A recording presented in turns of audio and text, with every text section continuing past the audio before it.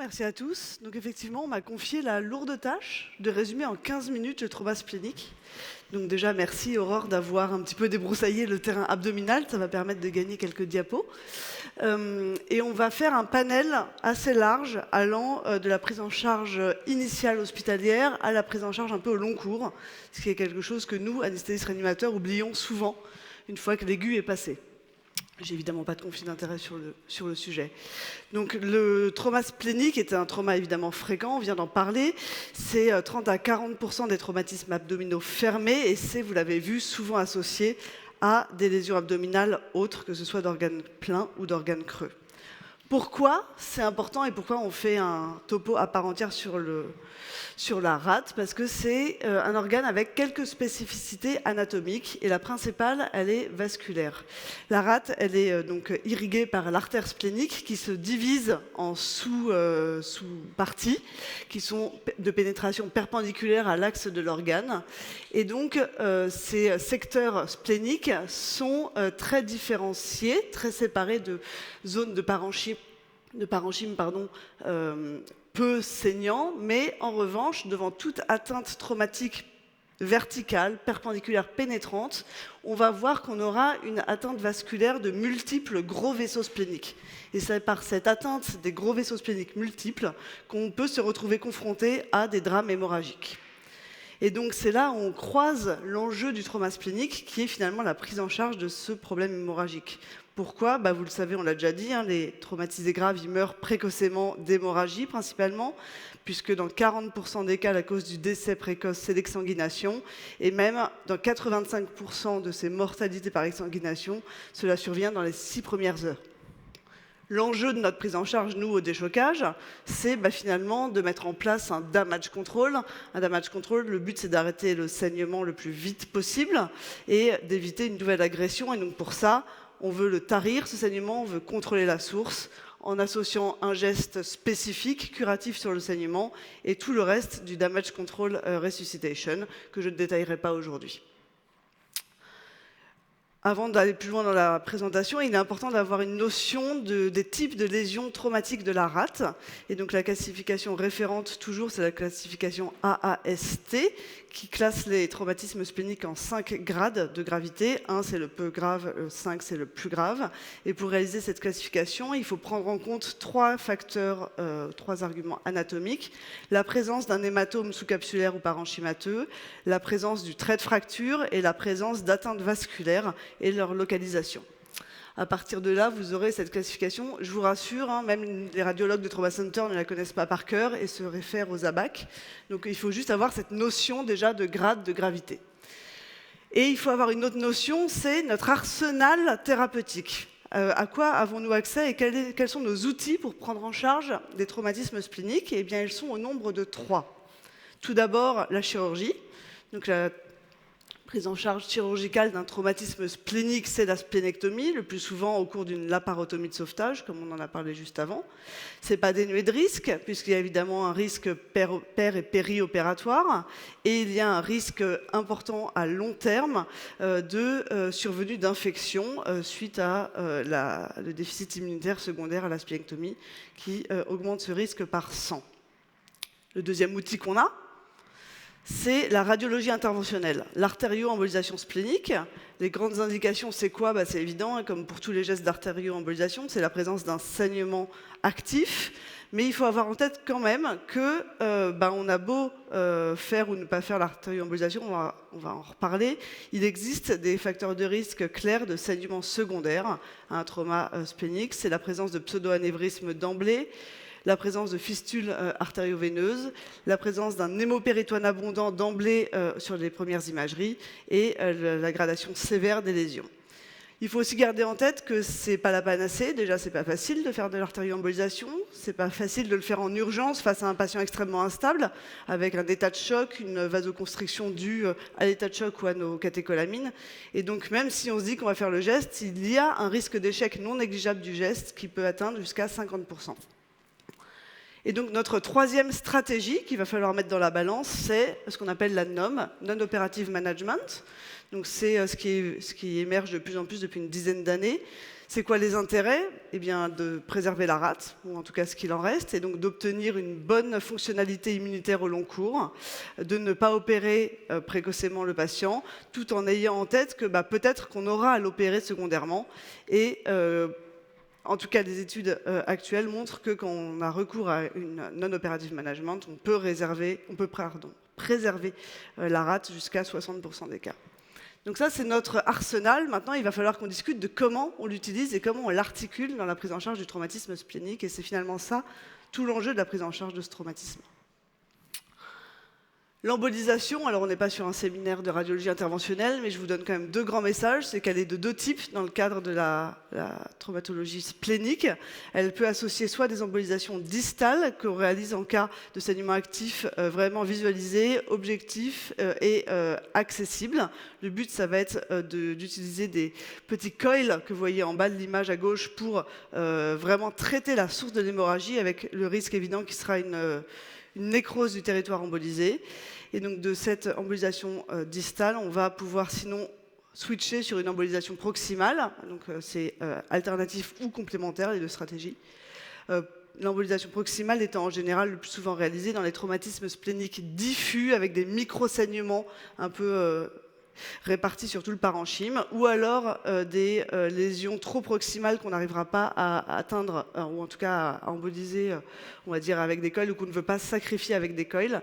Et donc l'objectif de cette embolisation proximale, elle, c'est pas de nécroser le territoire embolisé, mais c'est plutôt de diminuer le flux splénique, tout en assurant une reprise par les collatérales, et donc de diminuer le flux de l'hémorragie et de favoriser l'hémostase.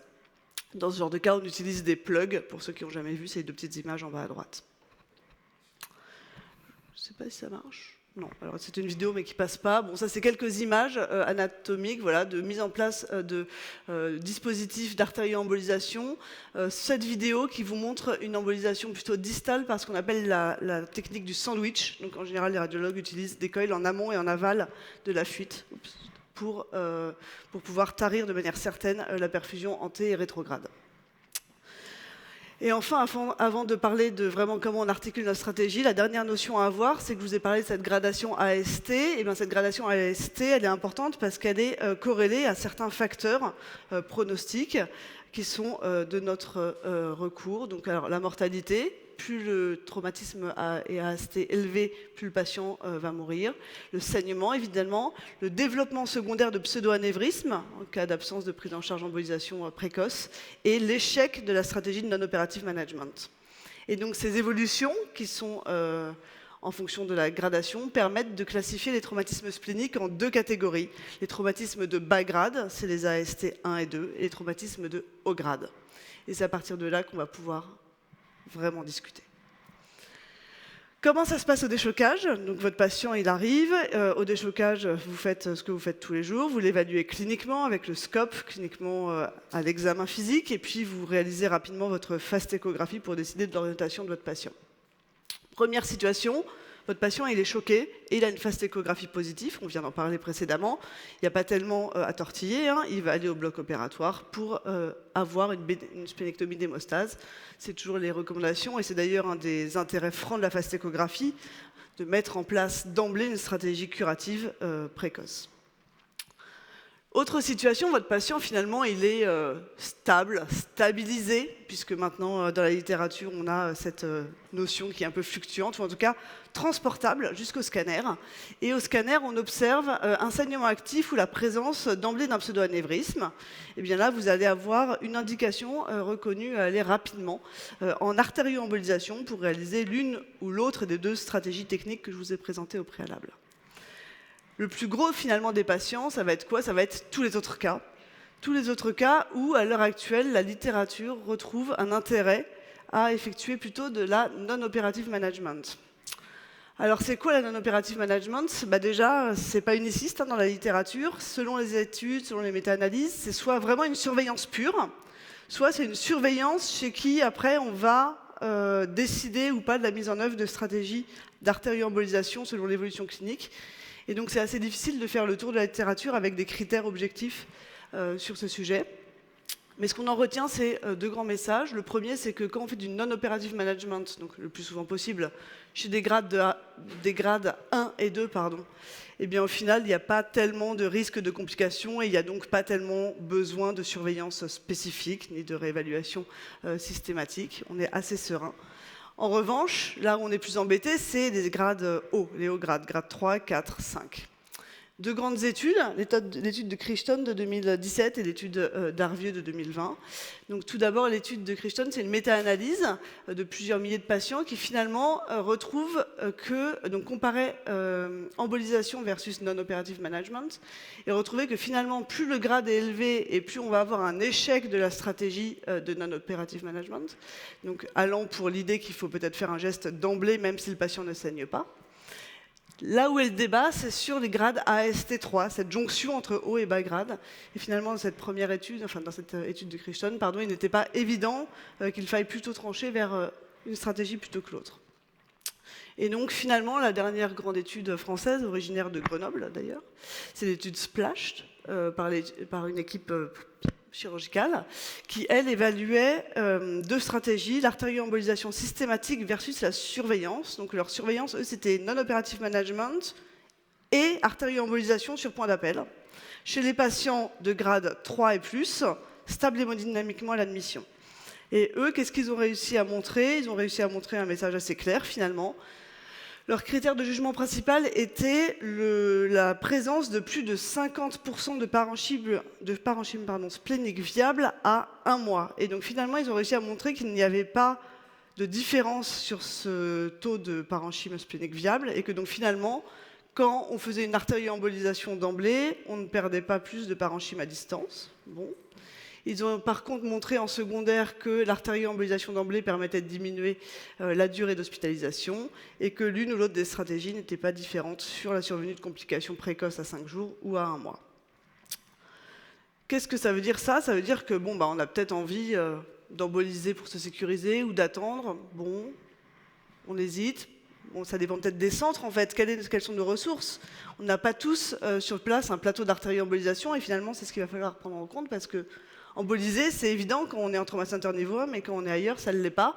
Surtout que l'embolisation dans les traumatismes abdominaux, c'est idéalement dans la première heure suivant l'admission, parce que chaque heure de plus, avant l'artérioembolisation du traumatisme d'organes, plein abdos, est associée à une augmentation de la mortalité à 24 heures et non négligeable. Mais en plus, le faire, c'est bien, mais le faire, il faut le faire souvent, il faut savoir le faire.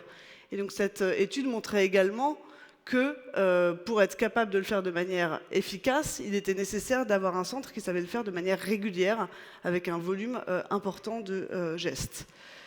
C'est pas donné à tout le monde. Et donc finalement, c'est quoi le message, moi, que j'en retiens? C'est que quand on reprend notre algorithme, il faut le mettre en perspective du patient. Notre patient, la première slide, je vous rappelle, c'était de dire qu'il a rarement un traumatisme splénique isolé, que notre patient, il a donc probablement d'autres lésions associées qui peuvent également nous faire varier notre décision d'orientation, que tout ça, ça doit être intégré à notre projet médico-chirurgical et que ça doit être intégré à notre matériel et à nos ressources sur site.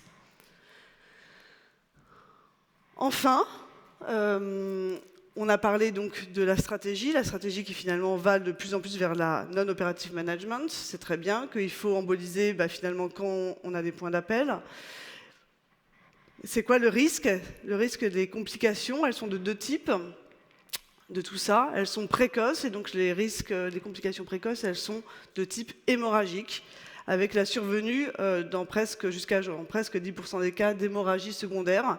Les deux grands mécanismes de risque hémorragique dans les traumatismes spléniques, c'est les ruptures de pseudo-anévrisme, donc en général qu'on n'avait pas vu et donc pas embolisé au début, ou la rupture d'un hématome sous-capsulaire de rate.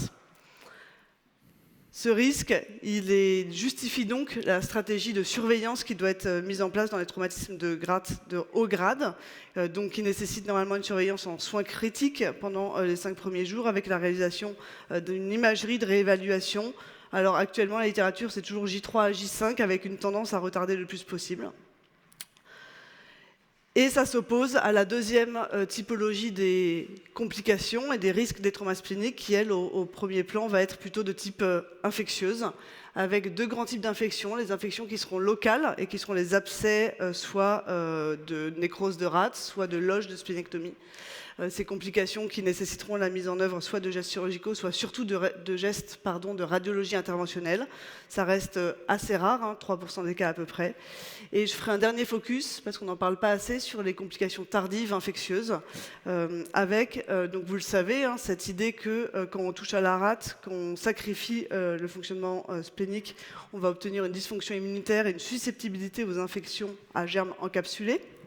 C'est vrai dans la splénectomie, je ne remettrai évidemment pas ça en cause. Par contre, le débat est ouvert sur les rates embolisées. Le risque, c'est quoi? C'est effectivement la survenue de l'overwhelming post-splénectomy infection. C'est rare, hein, extrêmement rare, mais formellement, très mortel, on va dire jusqu'à 70% des cas.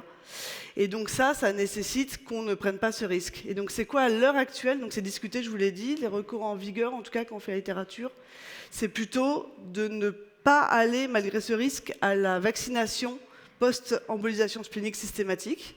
D'accord? Il y a quelques études en cours, mais les dernières recours infectieux, c'est ça. Et qu'on retient quelques facteurs de risque qui, en revanche, doivent plutôt nous faire aller vers cette vaccination. C'est la splénectomie, le grade très élevé avec un grade 5, et l'objectivation sur l'imagerie d'une destruction du parenchyme splénique d'au moins 50%. Et donc, chez ces patients-là, finalement, qu'est-ce qu'on fera? On fera deux choses. On fera un vaccin. Le vaccin, ça ne sert à rien de le faire au déchocage à l'arrivée. À ce moment-là, votre patient, il est complètement dérégulé sur le plan immunitaire.